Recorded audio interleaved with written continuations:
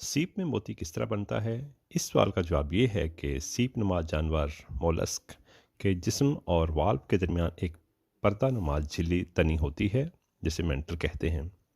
बरहलमी खुलिया या epithelial cell जो कि मेंटल के पहलू में वाक़या होते हैं, वो इसके खोल के मादे के रसाव का बायस होते हैं। इसी अमल के दौरान एक रंगीन और चमकदार मादा एक मरहले में खारिज होता है, जिसे सदफ या निकेयर कहते हैं।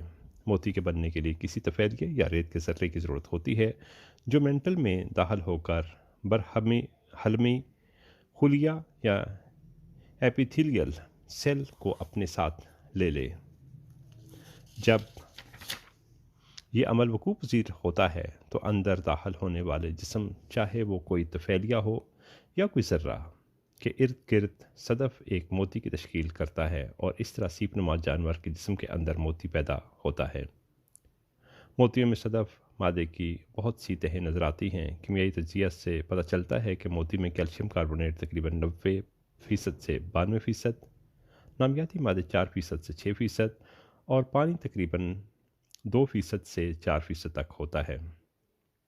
मोती मुख्तलिफ रंगों और मुख्तलिफ शक्लों में पाए जाते हैं, जिनमें तकरीबन 82 शक्ल के मोतियों को ज़्यादा अहमियत दी जाती है, जबकि रंगों में गुलाबी, सफ़ेद, क्रीम कलर, हल्का सब्ज़, स्याह, नीला, भूरा और सुनहरी रंग का मोती अहमियत का हामिल होता है।